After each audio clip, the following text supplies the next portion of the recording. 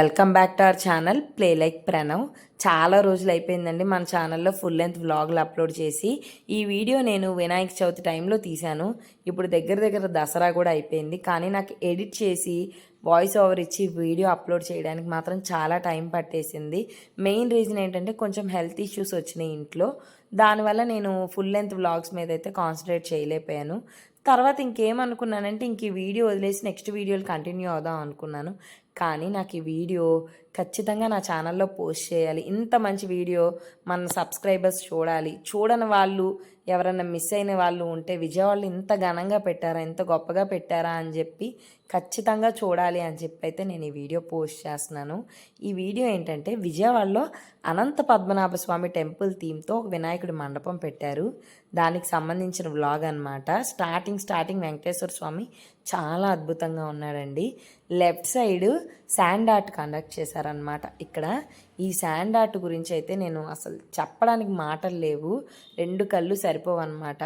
పిల్లలకైతే main centre of attraction sand ఆర్టే అనిపించింది నాకు స్టార్టింగ్లో. కానీ ప్రతిదీ కూడా సెంటర్ ఆఫ్ అట్రాక్షనేనండి. ఇది అది అని తీయడానికే లేదు, అంత బాగున్నాయి అన్నమాట. ముఖ్యంగా ఈ శాండ్ ఆర్ట్ వచ్చి వినాయకుడి జన్మ వృత్తాంతం. అమ్మవారు పార్వతీదేవి పసుపు గణపతిని చేసిన దగ్గర నుంచి ప్రతిదీ కూడా డీటెయిలింగ్గా వినాయకుడికి గణాధిపత్యం వచ్చే వరకు కూడా చాలా డీటెయిలింగ్గా శాండ్ అయితే చేశారు. నిజంగా అప్రిషియేట్ చేయాలి, చాలా అద్భుతంగా ఉంది. నాకైతే మేము వెళ్ళిన రోజు వీకెండ్స్ అనమాట. చాలా క్రౌడ్ వచ్చారు. తీయడానికి కూడా కొంచెం కొన్ని అయితే నేను తీయలేకపోయాను చెప్పాలంటే. శాండ్ ఆర్ట్ దగ్గర కొంచెం ఎక్కువసేపు ఉండి కుదిరితే వెనక నుంచి వచ్చానా నేను తీసి చూపించాలి, మన ఛానల్లో అయితే పోస్ట్ చేయాలని చెప్పి నేను ఫిక్స్ అయిపోయి ఇంకా స్లోగా తీసుకుంటూ వెళ్ళాను వీడియో. అయితే చాలామందికి వినాయకుడి జన్మ వృత్తాంతం అంతగా తెలియని వాళ్ళు ఉంటారు కదా.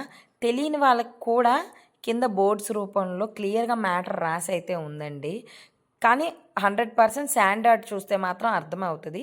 అర్థం కాని వాళ్ళు కూడా చదువుకోవచ్చు. తెలుగులో ఉంది, ఇంగ్లీష్లో ఉంది.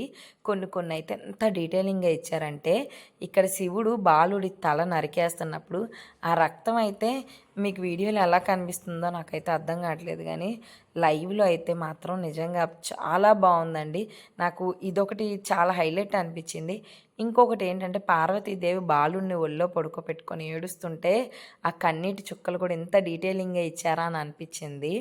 ప్రతిదీ కూడా ఇక్కడ చాలా అద్భుతంగా ఉంది. వీడియో లేట్ అయినా కానీ పోస్ట్ చేయాలని అయితే మాత్రం నేను 100% అనుకున్నాను. అసలు చూడని వాళ్ళకి ఎంతో కొంత చూసినట్టు ఒక సాటిస్ఫాక్షన్ అన్న ఉండిద్ది అని అనిపించింది అనమాట. సో లేట్ అయినా నేను ఈ వీడియో అయితే పోస్ట్ చేస్తున్నాను అనమాట. ఇక్కడ నందీశ్వరుడికి చెప్తున్నారనమాట, పడుకున్నారో ఆ తలను తీసుకొని రమ్మని చెప్పేసేసి.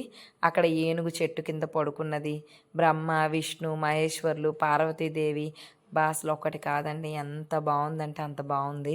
ఫైనల్గా వినాయకుడికి గణాధిపత్యం వచ్చిన దాంతో ఎండ్ చేశారనమాట ఈ శాండ్ ఆర్ట్.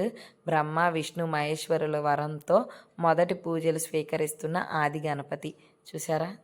ఇంకా టెంపుల్ ఎంట్రన్స్ విషయానికి వస్తే బయట అయితే ఇట్లా ఉందండి, గోల్డ్ టెంపుల్ అనమాట. చాలా బాగుంది. శివలింగం మీద శివుడు కూర్చున్నట్టు, నందీశ్వరుడు. మేము వెళ్ళిన రోజు ఎవరో రంగోలీ వేస్తున్నారనమాట, శివుడు రంగోలీ. మేము వెళ్ళే రోజు అయితే కంప్లీట్ అవ్వలేదు, అది 1 డే పట్టిందంట. అది కూడా చాలా అద్భుతంగా సెలబ్రేట్ చేశారంట. ఇంకా మనం లోపలికి వెళ్తే మనకు అనంత పద్మనాభ స్వామి టెంపుల్ అనగానే మనకు గుర్తొచ్చేది 7 గదులు. 7 గదులు అయితే అద్భుతంగా చూపించారు. కానీ నేను అంత బాగా క్యాప్చర్ చేయలేకపోయాను. రీజన్ ఏంటంటే సడన్గా క్రౌడ్ వచ్చేసారనమాట. చాలా క్రౌడ్ వచ్చేసారు. వినాయకుడికి హారతి ఇస్తున్నారు అనేపాటికి క్రౌడ్ వచ్చి తోసుకుంటూ వెళ్ళిపోయారు. సో నేను కుదిరినంత వరకే క్యాప్చర్ చేశాను. ఇంకేంటి అంటే 7 గదుల్లో 7 రకాలుగా చూపించారు. నేను 3 గదులు ఒకవైపు ఉంటే ఇంకొక 3 గదులు ఇటువైపు ఉన్నాయి. నేను ఇటువైపు బాగానే తీశాను, కానీ అటువైపు ఉన్న 3 గదులు నేను తీయలేకపోయాను. చెప్తున్నాను కదా, క్రౌడ్ ముందు వినాయకుడిని చూడాలని చెప్పేసి తోసుకొని వెళ్ళిపోతున్నారు. మెయింటెనెన్స్ బాగానే ఉంది, కానీ అంత క్రౌడ్ని ఎవరు మెయింటైన్ చేయలేరన్నమాట. అసలు అనంత పద్మనాభ స్వామి థీమ్ అనగానే ముందు మనకి 7 గదులు ఎంత ఇంపార్టెంటో స్వామిని కూడా మనం 3 గదుల్లో చూస్తామండి. స్టార్టింగ్ స్వామి ఫేస్, బాడీ, మధ్యలో బాడీ, చివర స్వామివారి పాదాలు, అలా 3 గదుల్లో చూస్తాము. దాన్ని ఇక్కడ ఎంత అందంగా క్రియేట్ చేశారంటే ఒకవైపు స్వామి బాడీ, మధ్యలో వినాయకుడు, ఎండింగ్లో స్వామి పాదాలు. మళ్ళీ ఇటువైపు వచ్చేపాటికి ఇలాగా బంగారు బిందులో ఒక రూమ్లో మెయిన్ హైలైట్ ఏంటంటే నాగబంధనం ఉన్న రూమ్ అయితే అక్కడ సౌండ్ ఎఫెక్ట్స్ కూడా అన్నమాట. బుసలు కొడుతున్నట్టుగా పాములు, ఆ సౌండ్ ఎఫెక్ట్స్ అయితే ఇంకా అసలు చాలా అద్భుతంగా ఉన్నాయనే చెప్పాలి.